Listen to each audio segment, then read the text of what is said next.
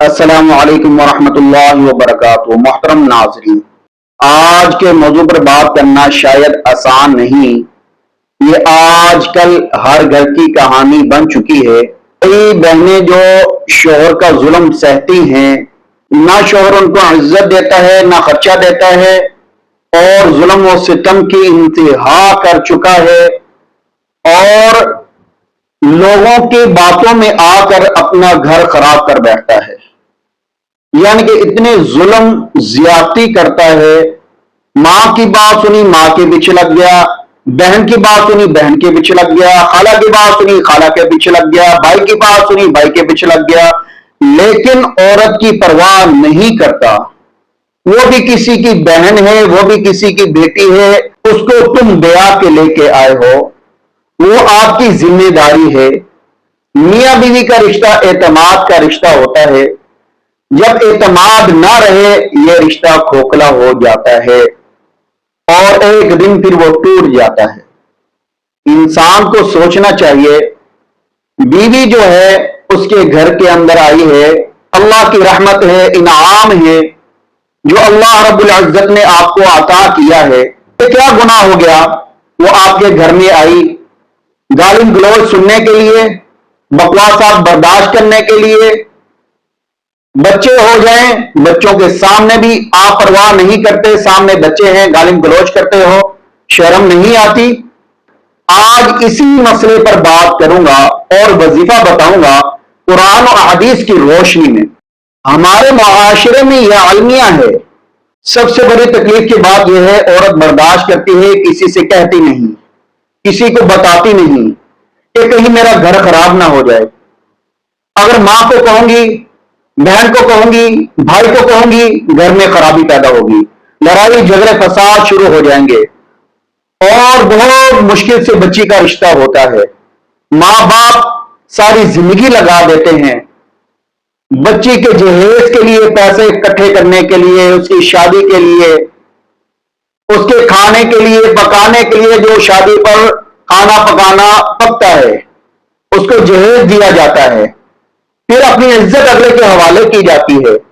لیکن اگلا شخص بغیرت، بے شرم، بے حیا نکل آئے تو بہت افسوس کی بات ہوتی ہے۔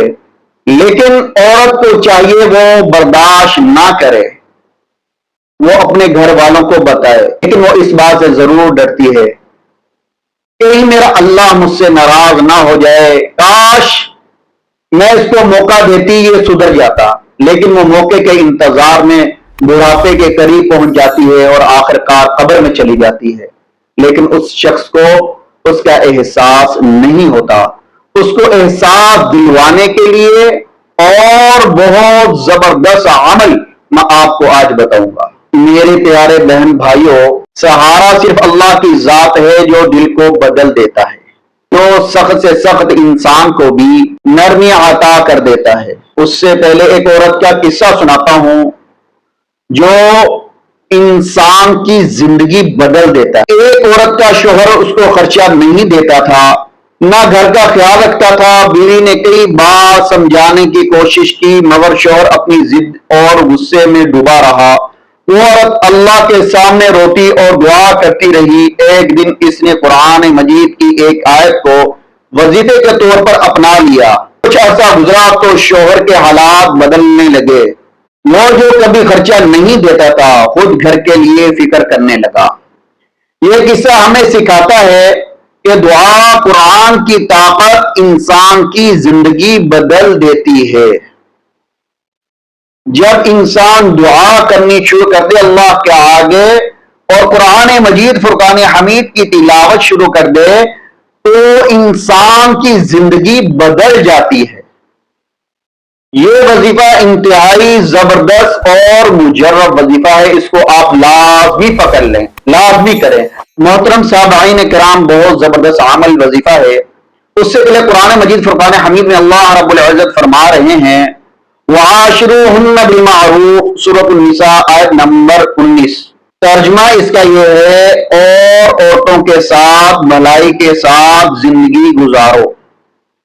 یہ آیت بالکل واضح ہے کہ شوہر کی ذمہ داری ہے کہ وہ اپنی بیوی کے ساتھ حسن سلوک کرے، خرچہ دے، عزت دے اور محبت سے رکھے۔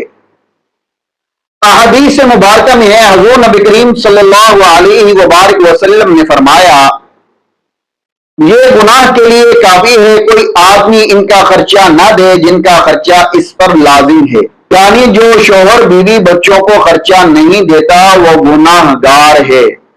ایک اور حدیث میں حضور نبی کریم صلی اللہ علیہ وبارک وسلم فرما رہے ہیں، تم میں سب سے بہتر وہ ہے جو اپنے اہل بیوی کے حق میں بہتر ہے، تم میں سب سے اچھا وہ ہے جو اپنی بیوی کے ساتھ اچھا سلوک کرے۔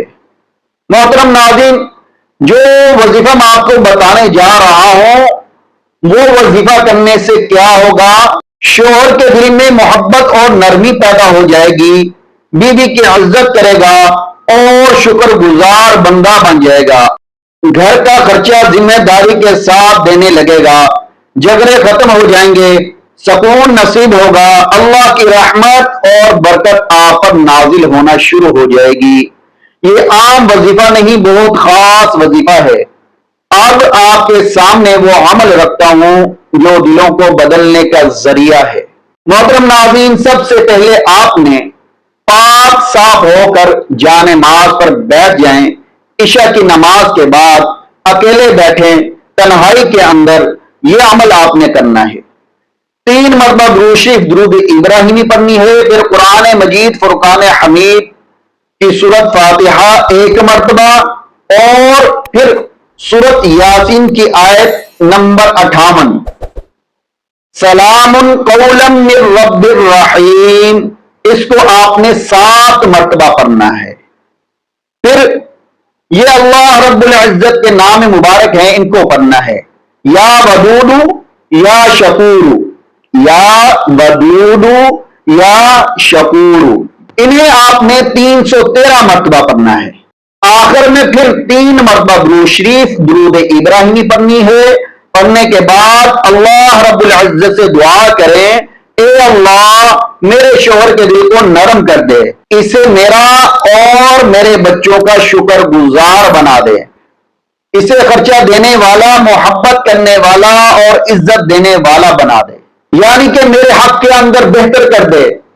جو لوگ سازشیں کر رہے ہیں ان کی سازشوں کو انہی پر الٹا دے، اور جو میرا حق ہے وہ میرا حق ادا کرے، میرے پاس آئے، میرا خیال رکھے، میرے بچوں کا خیال رکھے، سب سے پہلے وہ ہمیں دیکھے۔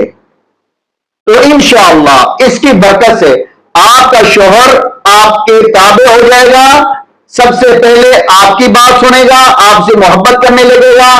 اس میں مبارکہ کا جو ترجمہ ہے یا اللہ کے نام کا جو ترجمہ ہے اس کو ذہن میں رکھ کے آپ نے یہ عمل کرنا ہے۔ یا ودود، اس کا ترجمہ یہ ہے اے بہت زیادہ محبت کرنے والے۔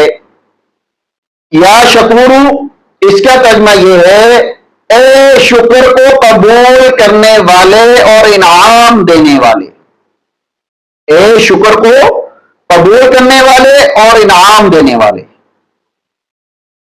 یہ دونوں نام دلوں میں محبت اور ذمہ داری پیدا کرنے کے لیے بہترین ہیں۔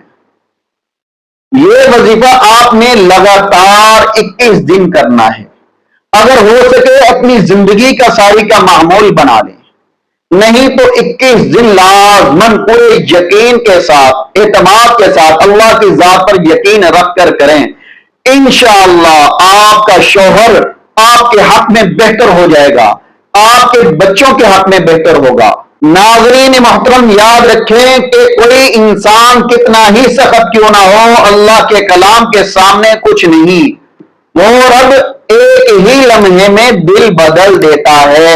اس لیے مایوس مت ہوں، اس وظیفے کو اپنائیں اور اپنی زندگی میں سکون اور محبت واپس لائیں۔ آپ کو یہ ہمارا وظیفہ اچھا لگے تو ہمارے چینل کو سبسکرائب کریں، ساتھ لگے بیل آئیکن کے بٹن کو پریس کریں تاکہ آنے والا وظیفہ، آنے والی دعا سب سے پہلے بر وقت آپ تک پہنچ سکے۔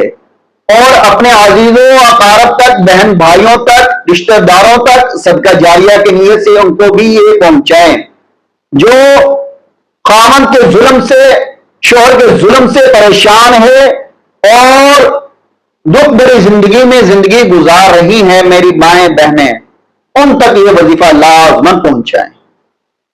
انشاءاللہ نیکسٹ ویڈیو کے ساتھ، نیکسٹ وظیفے کے ساتھ دوبارہ پھر حاضر ہوں گے، تب تک آپ ہمیں اجازت دیں۔ اللہ حافظ۔